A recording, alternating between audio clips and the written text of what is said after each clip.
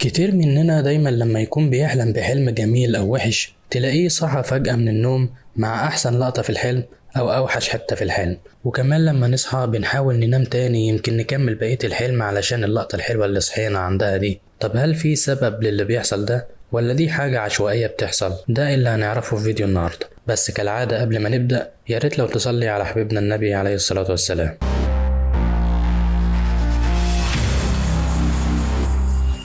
على الرغم من ان الجسم وانت نايم بيكون في حالة سكون، الا ان بعض الاجزاء في الجسم بتكون نشطة، واللي على رأسهم طبعا العقل. عقل الانسان بيكون نشط وواعي طول فترة النوم، وكمان بيعمل مهامه بشكل عادي جدا. لكن الفرق بين العقل في حالة ما انت لما تكون نايم بيتعامل مع المعلومات بطريقة اقل شوية لو انت صاحي. اللي بيحصل بقى يا سيدي ان لما انت تكون نايم العقل بيكون في حالة سكون وراحة من غير ضغوطات، فلما تحلم بحلم حلو بتلاقي العقل بيتفاعل مع أحداث الحلم زي لما تكون صاحي بالظبط، وبالتالي لما تيجي أفضل أو أسعد حتة في الحلم، وبالأخص بقى لو اللقطة دي مهمة جدا ومن العيار التقيل، فاللي بيحصل إن نشاط العقل بيزداد بشكل كبير. فالنشاط الزايد ده هو السبب اللي بيخليك تصحى من الحلم. بمعنى لو الحلم ده حلم عادي وتقليدي بتلاقي نفسك بتكمل الحلم عادي خالص، لكن بمجرد إن يحصل أي نوع من الإثارة سواء كانت عاطفية أو خلافها، مستوى نشاط العقل بيزداد لدرجة إنه يخليك تصحى بسرعة من الحلم ده. وده معناه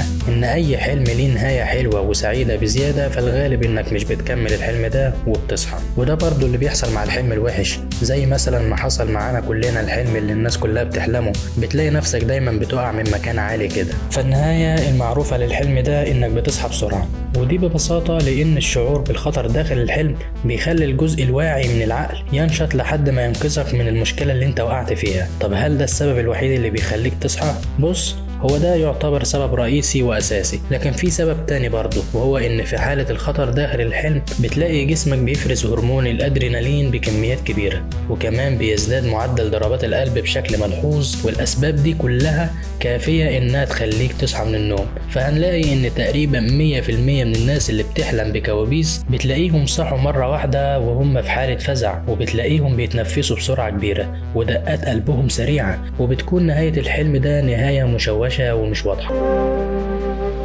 طيب في ناس هتقولي بس مش شرط يكون الحلم ده فيه إثارة أو خطر علشان يعني نصحى من الحلم ده فجأة. كتير بيحصل معانا كلنا إننا ممكن بنكون بنحلم بحلم عادي خالص وتلاقينا صحينا برضو من النوم فجأة. طب إيه السبب بقى؟ في الحقيقة تفسير الحالة دي بسيط جدا، وده لأن إحنا عندنا النوم بينقسم لمراحل كتيرة، من أهمها مرحلة اسمها مرحلة العين السريعة أو مرحلة الريم. المرحلة دي بيحصل فيها معظم الأحلام، والشاهد في الموضوع ده إن مرحلة الريم بتحصل في الفترة اللي أنت بتصحى فيها، وده معناه ان انت لما تكون بتحلم في مرحلة الريم دي فكده كده انت بتصحى في الوقت ده، فبالتالي ما بتكملش الحلم بدون اي سبب، وده غالبا اللي بيحصل معانا كلنا.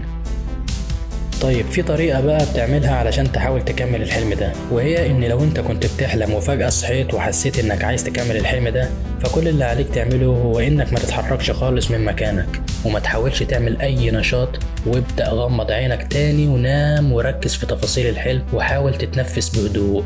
لكن دي طريقة مش بتحصل مع كل الناس، وغالبا مش بتعرف تكمل الحلم برضه، والسبب في ده ان عالم النوم ده عالم غامض بالنسبة لنا، وعلشان تعرف طبيعة العالم ده فدي حاجة شبه معدومة. والأغرب والأعجب من ده كله إن ساعات بيحصل معانا إن لما نحلم بحلم ونصحى منه وخلاص بقى يعدي يوم وأسبوع، ممكن نحلم بنفس الحلم ده تاني ونكمله عادي خالص، ودي حاجة منتشرة بين الناس. لكن المجتمع العلمي مش لاقي أي تفسير للي بيحصل ده، وده علشان زي ما قلنا إن عالم الأحلام ده عالم غامض.